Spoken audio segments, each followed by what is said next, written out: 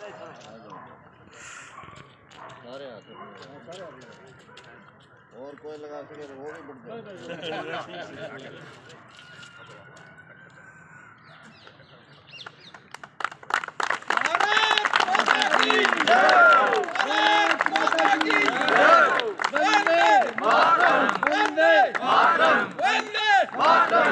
हरियाणा बोलेगा, हरियाणा बोलेगा।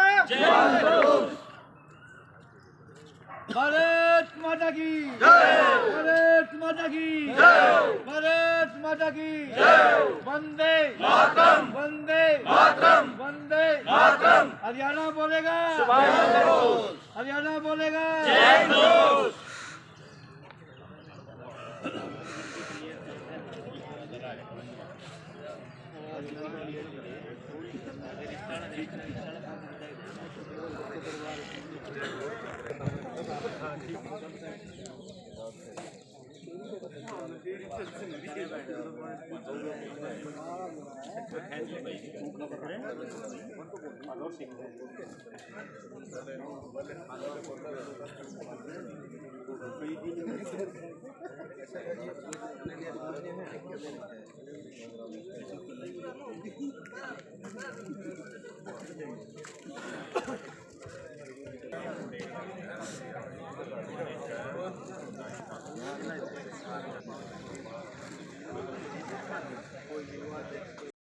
सभी मेरे साथ एक बार जोर से बोलेंगे।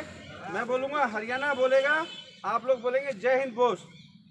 मैं बोलूंगा भारत माता की, आप लोग बोलेंगे जय। भारत माता की जय, भारत माता की जय। हरियाणा बोलेगा जय हिंद बोस, हरियाणा बोलेगा जय हिंद बोस, हरियाणा बोलेगा जय हिंद बोस। आज तना गांव में यहाँ सुभाष चंद्र बोस जी की जयंती पर पहुँचने पर आप सबका बहुत बहुत धन्यवाद। और इस कड़ी में मैं सबसे पहले बुलाना चाहूँगा हमारे पूर्व सैनिक प्रकोष्ठ के जिला संयोजक कैप्टन फकीर चंद जी, वो आके अपने दो बातें रखेंगे।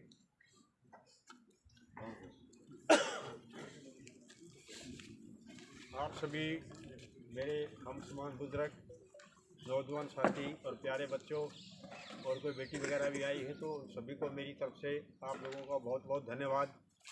आज आप लोग अच्छी संख्या में आज हमारे देश के पहले प्रधानमंत्री, जिन्होंने 125 साल पहले इस देश में जन्म लिया था और सबसे पहले ही इन्होंने आज़ादी का बिगुल फूंका था और अपना झंडा अंडोमान निकोबार में सबसे पहले फहरा करके देश को आज़ाद होने की घोषणा कर दी थी।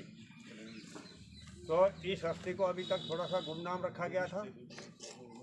अभी कहते हैं देर आए दुरुस्त आए, कहते हैं भगवान के घर में भी देर है अंधेर नहीं है। कभी न कभी तो जिन्होंने अपने प्राण न्यौछावर किए हैं, जिन्होंने अपना बलिदान दिया है, जिन्होंने किसी देश के लिए किसी के लिए कुछ किया है, उसका रिजल्ट जरूर आता है।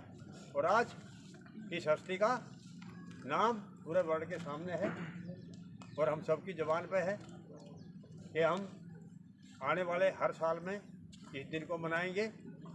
और आप लोगों से आशा करते हैं कि आप लोगों के सभी के दिल में भी ऐसी भावना होनी चाहिए देशभक्ति की, इन शहीदों को देख देख के कि हम भी ये सोचें हमारे को भी ऐसा मौका मिले देश के लिए।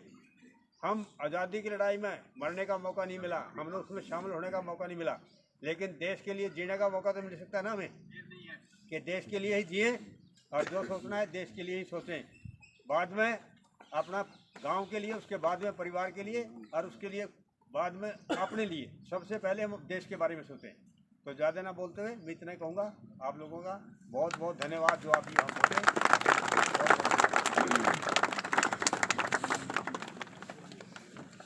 अभी मैं बलवान सुंडा जी को बुलाना चाहूँगा। बलवान सुंडा जी अपने दो शब्द रखेंगे।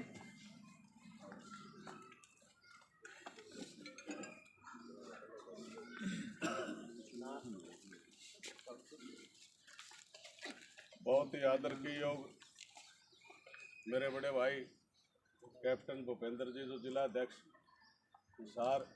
साथ आया,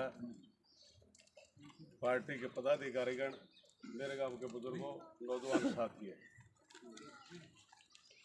आज सुभाष चंद्र बोस की 125वीं जयंती है और आज ही के दिन सुभाष चंद्र बोस जी का जन्म 1897 में उड़ीसा के कटक में हुआ था।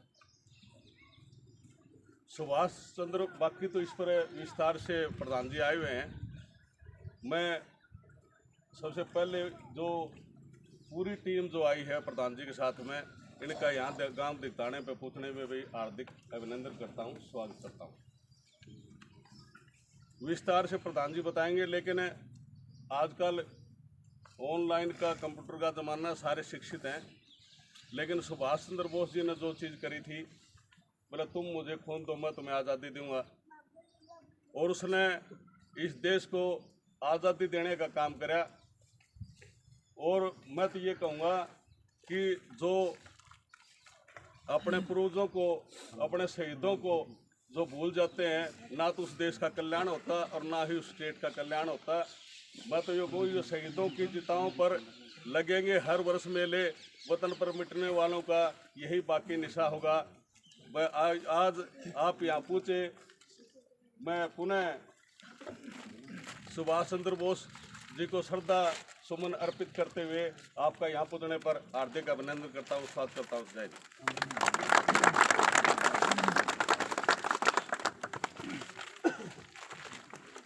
भगवान सुंदा जी ने बहुत अच्छे से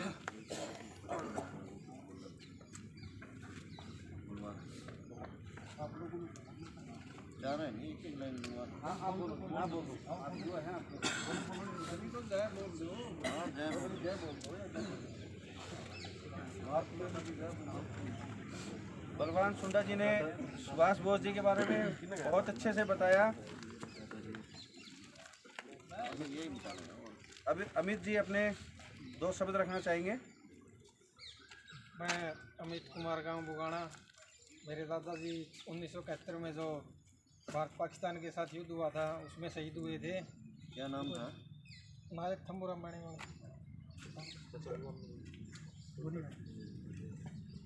हालांकि अब तो जो सैनिक होते हैं उनको काफ़ी सुविधाएं मतलब मिलती है, लेकिन उस समय में जब 70 और 71 से पहले जो शहीद हुआ करते थे, उनकी और उनकी जो पत्नी वगैरह, उनके परिवार का जो मतलब काफ़ी उनका जीवन वो होता था। लेकिन हमें अपने जो वीरगति को प्राप्त हुए सैनिक हैं उनको हमेशा याद करना चाहिए। और मैं गांव दिखताना को यहाँ पर बहुत उनका आभारी हूँ, उन्होंने ऐसे मतलब प्रोग्राम का आयोजन किया और जो शहीद मतलब वीरांगनाएँ हैं उनको याद किया। भारत माता की जय हो।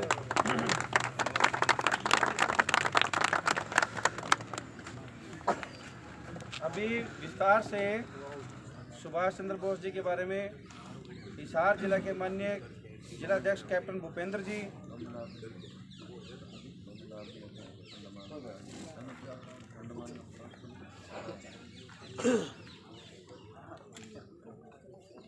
देवेंद्र जी जो हमारे जिला में सचिव हैं, ये अभी अंडमान की यात्रा करके आए हैं।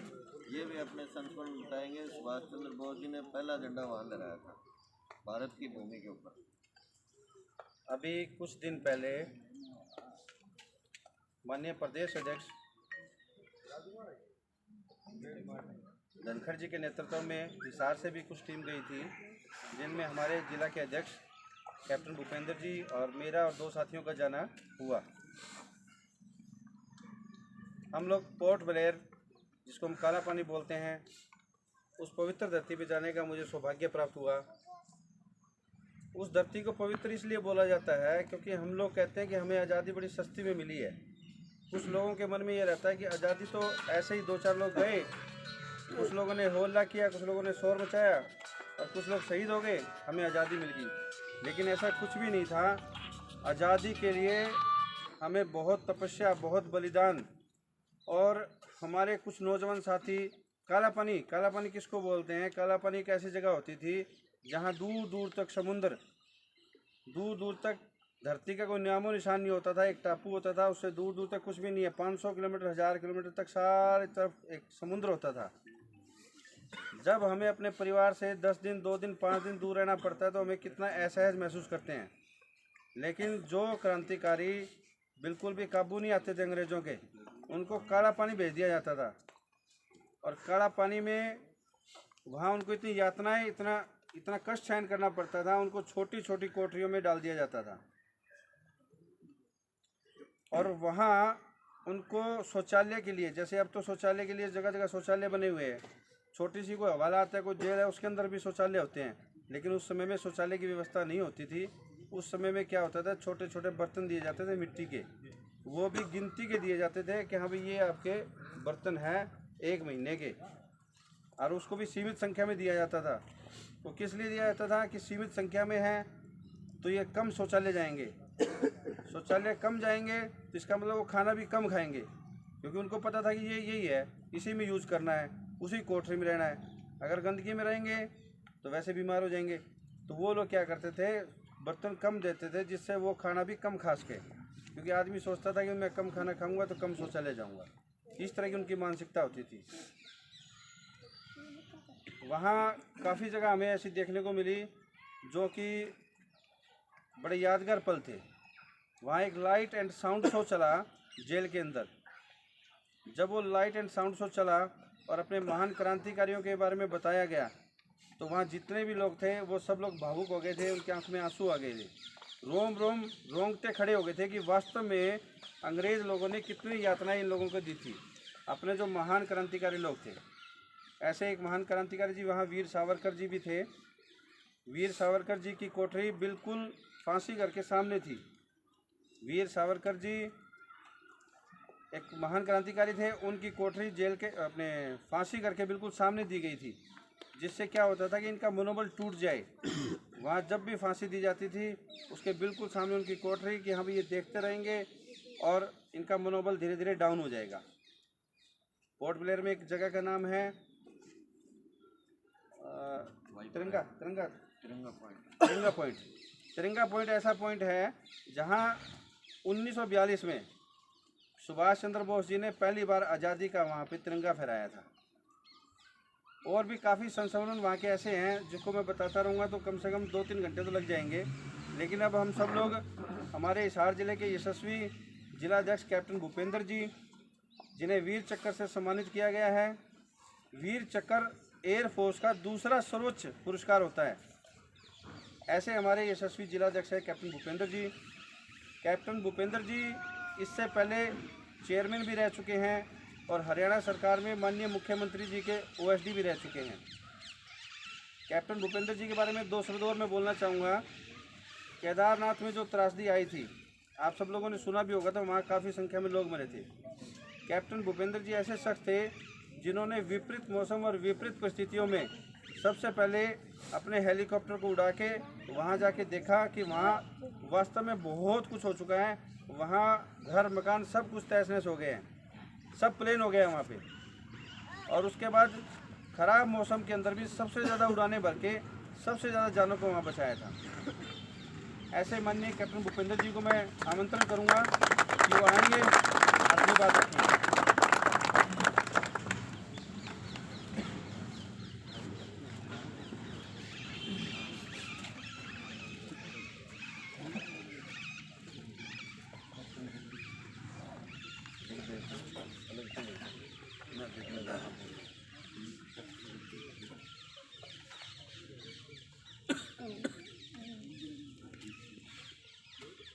अपने गांव की टिकटाना गांव की पावन पवित्र भूमि में, स्कूल के प्रांगण में,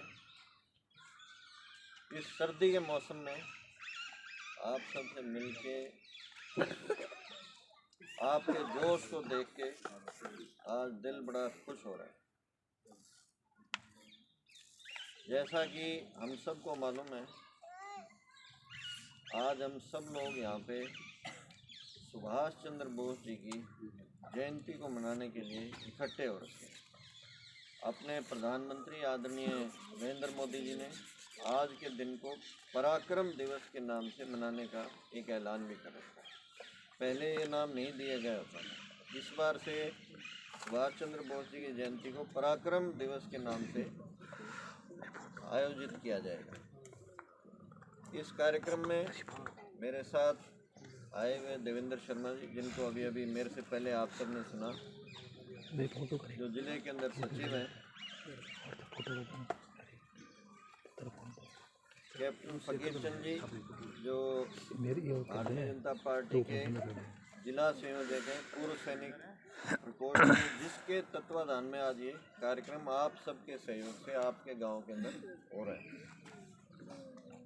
अपने गांव से सरपंच प्रदीप भाई, मेरे बहुत ही अजीज प्रधान जी बलवान सिंह सुंडा जी अपने ही गांव से, सूबेदार जय सिंह जी, तरुण मेहता अध्यक्ष युवा मोर्चा के, बलवान फौजी परमजीत सुंडा, रिसाल सिंह जी, अमित, हेमचंद्र सूरा,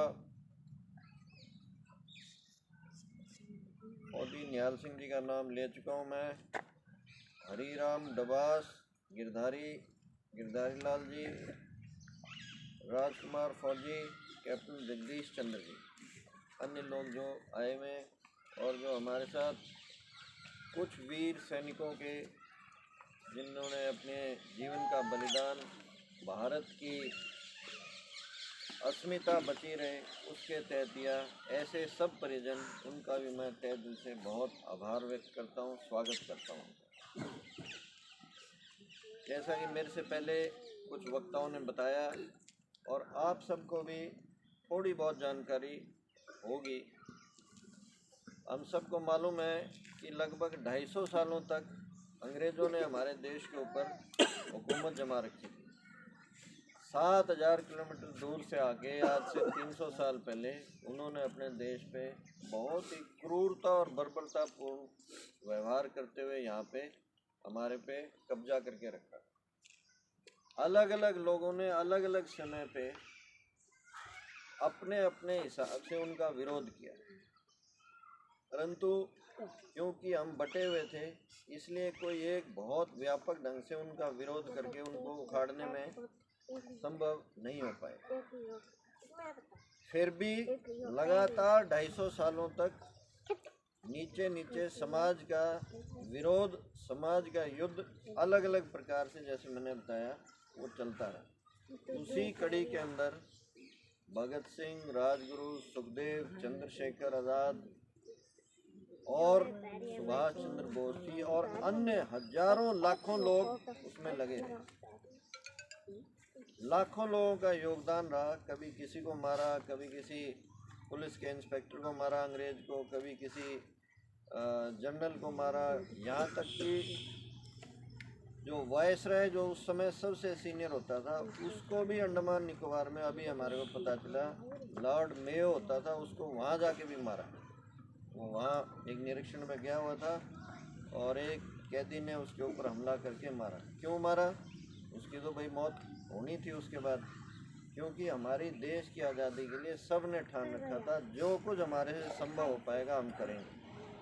और इसीलिए अंग्रेज़ 250 साल राज करने के बाद भी यहाँ से चले गए। ऐसे ही अंग्रेज़ ऑस्ट्रेलिया पे आए थे, ऐसे ही अंग्रेज़ न्यूजीलैंड पे आए थे, ऐसे ही अंग्रेज़ दक्षिण अमेरिका के कई देशों में गए, ऐसे ही अंग्रेज़ उत्तर अमेरिका में गए, कनाडा में गए, पर आज वहाँ पे वहाँ के मूल निवासी जो थे उनको ख़त्म कर दिया गया। इन जितने भी 4-5 देशों का मैंने बताया, यहाँ पे भी उन्होंने पूरी कोशिश की, परंतु हम सब जो यहाँ के निवासी थे, हमारे जो पूर्वज थे, उन्होंने अपना मनोबल कभी गिरने नहीं दिया और उन्होंने आज़ादी की लड़ाई को, आज़ादी की लौ को ख़त्म नहीं होने दिया, बुझने नहीं दिया। इसी कड़ी के अंदर आज जो हम यहाँ पे सुभाष चंद्र बोस जी की जयंती मना रहे हैं, वो एक बहुत बड़े नायक रहे।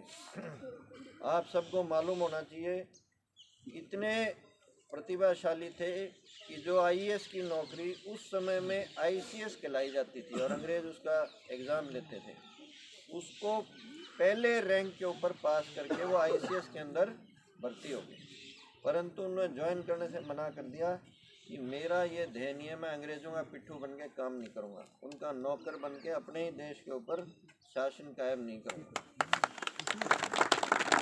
उन्होंने कहा कि भाई मेरा जीवन इस काम के लिए नहीं बना है, और उन्होंने देश के प्रति, क्योंकि उस समय उम्र भी छोटी होती है आप कल्पना करो 20-22 साल के रहे होंगे, बहुत ज़्यादा ज्ञान भी नहीं होता, और बड़े और बुजुर्ग हर आदमी अपने हिसाब से अपनी दिशा देने की कोशिश करता है। फिर भी उन्होंने कहा नहीं, मैं इस लाइन को नहीं पकड़ूंगा। आप कल्पना कर सकते हो घर वालों का कितना दबाव रहा होगा। उन्होंने आज़ादी की लड़ाई, उस समय कांग्रेस लड़ती थी, कांग्रेस का नाम था, उन्होंने कांग्रेस को ज्वाइन किया। कांग्रेस के अंदर उनके विचारों को लोगों ने पसंद नहीं किया, क्योंकि वो उग्र और युवा गर्म खून वाले कहलाते थे। और उन्होंने देखा अंग्रेज़ों की जो कांग्रेस वालों की नीतियाँ, वो बड़ी तुष्टीकरण वाली नीतियाँ हैं, जिसकी वजह से बहुत बड़ा नुकसान बाद में अपने को झेलना पड़ा। परंतु कांग्रेस के अंदर भी लोग उनको पसंद करते थे, उनकी प्रतिभा को पसंद करते थे। और ये हुआ कि वो कुछ सालों के बाद कांग्रेस के प्रेसिडेंट बन गए, कांग्रेस के राष्ट्रीय अध्यक्ष बने। गांधी जी उनका विरोध करते रहे, परंतु गांधी जी के विरोध के बाद भी, मतलब गांधी जी सर्वप्रिय रहे थे, सर्वे सर्वा रहे थे कांग्रेस के, उनका विरोध था, फिर भी कांग्रेस के लोग उनको इतना पसंद करते थे कि वो राष्ट्रीय अध्यक्ष बन गए। परंतु गांधी जी ने जब अपना विरोध खुले में जताया तो उन्होंने कहा भाई ठीक है, मैं तो ICS को ठुकरा चुका हूँ, ये तो कोई बड़ी बात नहीं, मैंने इसको भी ठुकराता हूँ और कांग्रेस को जय हिंद करता हूँ। और कांग्रेस को उन्होंने छोड़ दिया और अपनी ही एक पार्टी उन्होंने बनाई, फॉरवर्ड फ्रंट। इतने में द्वितीय विश्व युद्ध शुरू होने लग गया और उन्होंने देखा कि भाई ये एक मौका है, इसके अंदर हमारे को भारत का प्रतिनिधित्व करके और जो भारत के खिलाफ शक्तियां उनके साथ भारत का योगदान करके और अंग्रेज़ों को परास्त करना चाहिए। इसी निमित्त जब इनकी ये प्लानिंग चल रही थी तो अंग्रेज़ों को भी गुप्तचर विभाग था, उन्होंने इनको अरेस्ट कर लिया, कलकत्ता के अंदर अरेस्ट कर लिया। आप भारत का नक्शा अपने दिमाग में लेके आओ। कलकत्ता से वो छुप छुपा के अपने घर में से भागे अंग्रेज़ों के कब्जे में से, और निकलते हुए आहिस्ता आहिस्ता अफ़गानिस्तान पहुंच गए, पूरा भारत पार किया।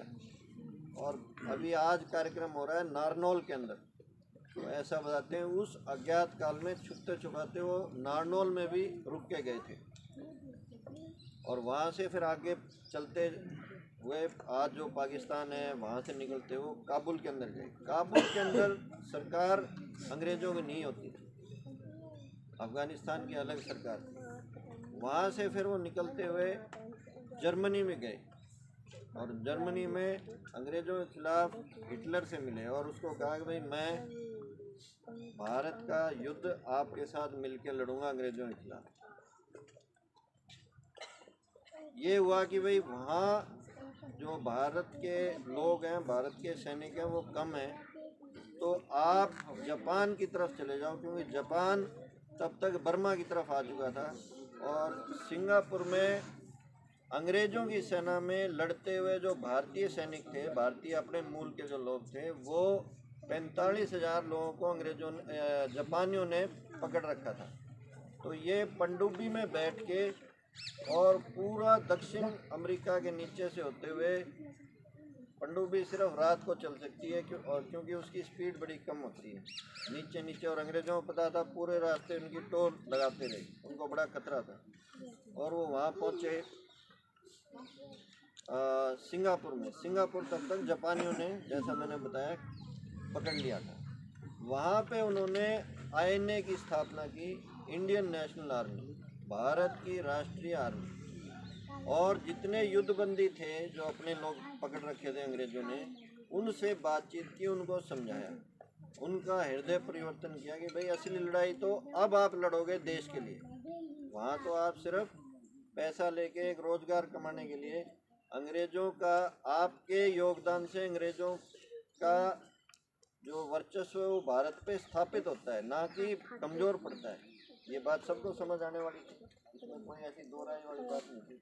तुरंत सारे के सारे सैनिक उनके साथ जुड़ गए और उन्होंने INA के अंदर ज्वाइन करके, कुछ लोकल लोग भी थे वहाँ पे जो अपना व्यवसाय करते थे, कारोबार करते थे सिंगापुर के अंदर। और इन जो ये देश बाकी जो थे, उन्होंने भी कहा कि जी हम भी आईएनए के अंदर लड़ेंगे। ऐसा करके एक सेना बनाई और जापानियों के साथ लग के उन्होंने अपना ब्रिगेड तैयार किया, जिसमें एक बटालियन महिलाओं की भी थी। मतलब आप कल्पना करो, आज से 70-75 साल पहले महिलाएं भी कंधे से कंधा लगा के खड़ी होगी, तब तो कितनी ज़्यादा रूढ़िवादिता रही होगी। आज ही हम नहीं चाहते, और कितनी अनिश्चितता रही होगी वहाँ पे। पर एक देश के प्रति जैसे आज हमारे को एक लगाव है, हम सर्दी में भी आगे खड़े हो रखे हैं, ऐसे ही उस समय भी था। लोगों ने कहा कोई बात नहीं, हमारा प्राण चला जाए, हमारी जान चली जाए, पर हम अंग्रेज़ों को हमारी भारत की भूमि से, हमारी मातृभूमि से हमारा जो योगदान होगा वो हम पूरा करेंगे। और ऐसे करते हुए ऐसा अनुमान लगाते हैं कि 60 से 70 हज़ार आज़ाद हिंद फौज की सेना अंग्रेज़ों से लड़ी, और जो लड़ी उसमें से 25,000 सैनिक युद्ध के अंदर अपने प्राणों को गंवा गए। मतलब 60,000 में से 25,000 50% से ऊपर हो गए। किसी भी बहुत कम लड़ाइयों में इतना ज़्यादा क्षति पहुंची जाती है, 10-15% ज़्यादातर लोग मरते हैं। मतलब इतना बड़ा, भाई वो पीछे भी हट सकते थे, और जब वो लड़ते थे तो आगे सामने अंग्रेज होते थे या अपने ही लोग होते थे, वो खूब लाउड स्पीकर के ऊपर कहते थे भाई फलाने लोगों आ जाओ वापस, क्योंकि बड़ी विपरीत परिस्थितियाँ थी जिनके अंदर वो लड़ रहे थे। मौसम बड़ा ख़राब होता था, खाने पीने का बड़ा अभाव होता था, हथियारों का भी बड़ा अभाव था।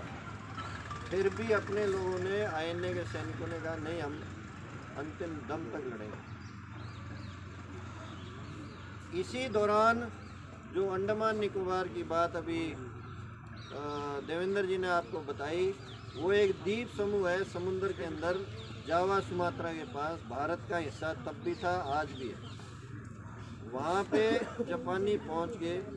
अब वो भारत की भूमि थी, तो स्वाभाविक था कि नेताजी को वहाँ जाना था।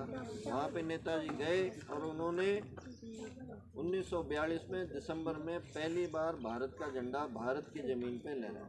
एक बार जोरदार ताली लगाओ। भारत के अंदर एक नई ऊर्जा आ गई कि भाई अब तो आहिस्ता आहिस्ता पासा पलटने वाला है। फिर बर्मा की तरफ वो बढ़े।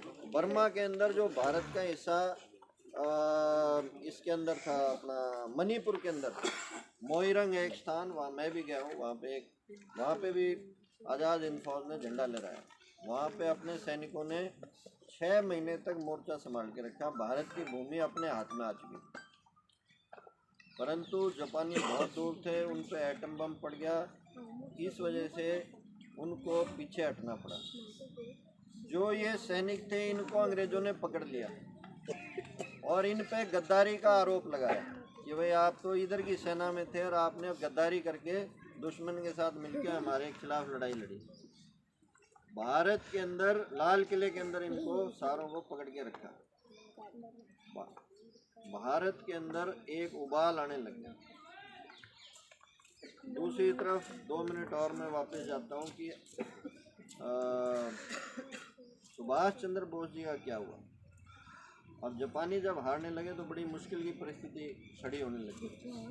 तो एक तथाकथित हवाई जहाज़ के क्रैश के अंदर ऐसा बताते हैं नेताजी का स्वर्गवास हुआ, परंतु बाद में आज तक भी स्पष्ट नहीं हुआ है कि वास्तव में क्या हुआ था। क्या नेताजी अंडरग्राउंड हो गए थे या उनका वास्तव में वहाँ पे क्रैश हो गया। अब आज तक भी भारत सरकार ने कई सारे दस्तावेज खुले में नहीं किए, क्लासीफाइड है वो। बहुत सारे तो अभी नरेंद्र मोदी जी की सरकार ने आके ममता बनर्जी को पकड़ा दिया कि आप एक आयोग गठित करो और ये जो भी कागज़ वगैरह चाहिए और ये एक पहला पुथा हमारी तरफ से आप लोग और काम शुरू करो। ऐसा उनका एक थ्योरी ये आती है कि 1985 तक गुमनामी बाबा के नाम से वो अयोध्या के अंदर रहे थे, अयोध्या में रहे। ऐसा आती है बात। वापस मैं चलता हूँ कि इनका योगदान कितना बड़ा रहा। पीछे चलते हैं, मैंने आपको बताया वहाँ पे इनकी मुकदमा चल रहा था और 3 जो सीनियर लोग थे उनको फांसी तोड़ने की सज़ा दे दी गई। अंग्रेज़ों ने कहा भाई इनको फांसी तोड़ दी जाए हमारे कानून के हिसाब से। इन्होंने देश के साथ, सेना के साथ गद्दारी की, पूरे देश में उबाल हो गया और लोग विद्रोह में खड़े हो गए चारों तरफ। अंग्रेज़ों ने देखा भाई अगर इन 3 को फांसी तोड़ दी तो हमारे में से कईयों की फांसी तोड़ी। इस डर से वायसराय ने अपना विशेषाधिकार का उपयोग करते हुए उनकी फांसी को कैंसिल कर दिया। जब फांसी को कैंसिल किया तब तक एक और प्रकार की बातें आने लगी थी आपस में। जो इनकी गार्ड के अंदर जो सैनिक खड़े होते थे उनसे प्रश्न चिन्ह आपस में होने लग गए कि भाई असली देश भगत कौन है, इन पे ये मुकदमा चल रहा है या जो इनकी पहरेदारी में बाहर खड़े हैं। आप समझ गए बात को? आपस में प्रतिद्वंद होने लग गया। फौज के अंदर जो अंग्रेज़ों के नाम पे खड़ी थी और जिसकी जो आज़ाद हिंद फौज के सैनिक पकड़ के जो पूर्व में भारतीय सेना के, उस समय के अंग्रेजी सेना के जो पुराने सैनिक थे कि वह असली देश भगत कौन है। अब बवाल मच गया, असली देश भगत कौन है। तो सेना में विद्रोह होना शुरू हो गया। भारत की उस समय की अंग्रेज़ों की जो सेना थी जो लाखों लाख के अंदर थी, क्योंकि उन्होंने हजारों लाखों लोगों को यहाँ से तैयार कर दिया था जर्मनी में और जापान के खिलाफ लड़ाई लड़ने के लिए। जब ये हुआ तो अंग्रेज़ों की जो सरकार थी उसकी सारी चूड़ें हिलने लगी। 1967 में ये बात चल रही है 46-47 की। 1967 में उस समय के जो प्रधानमंत्री थे एटली, मतलब 46 के जो एटली थे प्रधानमंत्री, उनसे 67 के अंदर एक पत्रकार ने पूछा, बोला जी प्रमुख कारण आप लोगों का क्या रहा भारत छोड़ने का। तो उन्होंने पूछा कि क्या जो आज़ाद हिंद फौज थी उसका क्या रोल था। तो इन्होंने बताया भाई वहाँ जो मैंने अभी आपको सारा कहानी सुनाई ये संक्षिप्त रूप में बताया कि हमारी जो भारत की सेना थी उसमें विद्रोह होना शुरू हो गया था, उसके अंदर एक अराजकता की स्थिति खड़ी होने लगी थी। इस वजह से हमारे को और हमारे में अब दमखम नहीं था कि इतनी बड़ी सेना का हम सामना कर सकें। 7 साल से अंग्रेज़ लड़ाई लड़ रहे थे। हमारे जो सफ़ेद सैनिक थे उनके वो थक चुके थे, वो चूर हो चुके थे और वो वापस जाना चाह रहे थे अपने देश में छुट्टी वुट्टी मनाने के लिए। तो ये हमारा प्रमुख कारण था छोड़ने का, एटली उनके प्रधानमंत्री का। उस पत्रकार ने एक अंतिम सवाल और पूछा कि भाई गांधी जी का क्या रोल था। तो एटली जो था उसने स्माइल करके कहा भाई गांधी तो हम काबू में ही था, हमारे गांधी का कोई खास योगदान नहीं। ये बात खुले की बात है, ये सारी कोई छुपाने वाली बात नहीं। इतने वर्षों से यही एक दुख दर्द है कि ए नाम, जैसे अभी बताया, हम अभी अंडमान निकोबार में भी गया था, 3 लाख लोगों को प्रताड़नाएं दी गई जिनकी मौत हुई है। 3 लाख, और वो सारे अपन सब के बीच में थे। आज हमारे को पता है? किसी को नहीं पता है, क्योंकि इस चीज़ को सरकारी तौर पे छुपाया गया। पिछली सरकारों ने कोशिश की कि भाई जो कुछ भी योगदान था वो गांधी जी का योगदान था। ठीक है, उनका भी था, मैं ये नहीं कह रहा उनका नहीं था, परंतु ऐसा नहीं कि सारा का सारा उनका था। फिर पागल हो रखे थे लोग, इतना भाई मर रहे थे और इतना कट रहे थे। तो ये बहुत बड़ी एक शख्सियत थी। और चलो आज तो हम सारे के सारे इकट्ठा होकर बात कर रहे हैं। आज तक भी गाँव के अंदर मैं जाता हूँ, या तो सुभाष चंद्र बोस जी के नाम से युवा संगठन खड़ा मिलेगा या शहीद भगत सिंह जी के नाम से संगठन खड़ा मिलेगा, क्योंकि लोग आज तक भी उनको भुला नहीं पाए, आज तक भी उनके योगदान को भुला नहीं पाए। आज हम सब लोग यहाँ पे इसीलिए इकट्ठे हुए हैं ताकि हम अपने अतीत को, हमारे इतिहास को भूलें न। 1000 साल की गुलामी के बाद भी ये पिछले 70 साल से हम अभी आज़ाद हैं, और ख़तरे कितने बड़े बड़े हैं। अब तो इंटरनेट का युग है, आप सारे लगभग युवा खड़े हो मेरे सामने। आप सबको मालूम है पाकिस्तान कैसे चील कौओं की तरह बैठा हुआ है, और 2 साल से जो चीन है वो भी खुले में टक्कर मार रहा है। आप सोच लो कि अगर वहाँ की अपनी जो सेना है उसको कह दिया जाए ठीक है भाई आज होली है, आज दिवाली है, और 24 घंटे के लिए भाई बॉर्डर छोड़ दो और भाई अपने आराम से बंकर के अंदर रेस्ट करो, तो क्या हाल होगा। मतलब कहने का मतलब है आज भी इतने खतरे हैं, आज भी हमारे को इतने खतरे हैं, और हम बेबाक होके आराम से मौज मस्ती करते घूम रहे हैं। 7000 किलोमीटर दूर से 300 साल पहले जब अंग्रेज आने लग रहे होंगे, और तब अगर किसी गांव में जाके किसी को कहते हैं कि भाई खतरा शुरू हो गया, और 7000 किलोमीटर दूर से वहाँ से शक्तियाँ चल पड़ी है, कोई मानता? हंसी उड़ाते, मजाक करते, बोला दिमाग खराब हो रहा है, बोला हो रहा है। यही बात आज भी है, ऐसा नहीं कि सब कुछ ठीक है। जो आप में से, जो हमारे में से या सेना के लोग पुराने बैठे हैं, उनको मालूम है किस प्रकार से बॉर्डर के ऊपर 70 साल से लगातार युद्ध की परिस्थितियाँ चली हुई, और बीच बीच में जब भी एक कमज़ोर देश पाकिस्तान को मौका मिल जाता है, वो 3-4 युद्ध तो खुले में कर चुका है, खुले में अप्रोक्ष युद्ध तो उसने लगातार कर रखा है। जितना भी आतंकवाद अपने यहाँ फैला हुआ है वो उसी की कारस्तानी है, और वो इसलिए फैला हुआ है क्योंकि हमारे अंदर हमारी कमियाँ हैं, और वो कमियाँ यही हैं अगर हम सारे संगठित हो जाएं, हम सारे मजबूत हो जाएं, समझदार हो जाएं, तो फिर क्या कमी है? कोई भी कमी नहीं। ये जो टोपी मैंने पहन रखी है ये भी आज़ाद हिंद फौज की है। ये वहाँ जब अभी हम गए थे 129 लोग, तो वहाँ एक कार्यक्रम के निमित्त मुझे दी गई थी। तो आज मेरा सौभाग्य है मैं आप सबके बीच आया, इस टोपी का भी मान सम्मान आप सबने किया, और गांव के अंदर इतना जोश, युवाओं के अंदर इतना जोश, बड़े बुजुर्गों के अंदर इतना जोश, तो मुझे ऐसा लगता है कि भाई भारत अभी तो कम से कम अपने गांव में तो बचा हुआ है। आप सबने इस कार्यक्रम को सफल किया, तिरंगे झंडे को हम सब ने मिलजुल के लहराया। आप सबका तहे दिल से बहुत बहुत धन्यवाद। इस चीज़ को हम ध्यान रखें, हम जो भी काम करें, जहाँ पे भी जाएं, पर जो ये चिंता है जिसके बारे में मैंने आपको बताया कि हम अपने इतिहास को ना भूलें, जो देश के ऊपर खतरे चल रहे हैं, जो मंडरा रहे हैं, उनके बारे में सचेत रहें, और दुश्मन को समझें, अपने अंदर का भी दुश्मन है, ये नहीं कि सिर्फ बॉर्डर के परली तरफ भी दुश्मन है। बहुत सारे लोग विभीषण की तरह अपने अंदर बैठे हुए हैं, यहाँ पे बैठ के वो नुकसान कर रहे हैं, और कई बार गलती से हम ऐसे पक्ष में खड़े हो रखे होते हैं जहाँ से हम देश का नुकसान कर रहे होते हैं, और हमारे दुश्मन जो हैं उनकी चाल में फंस के हम देश के खिलाफ खड़े होते हैं। हम सारे के सारे सचेत हैं। एक बार अंत में जय घोष करेंगे। हरियाणा बोलेगा जय हिंद।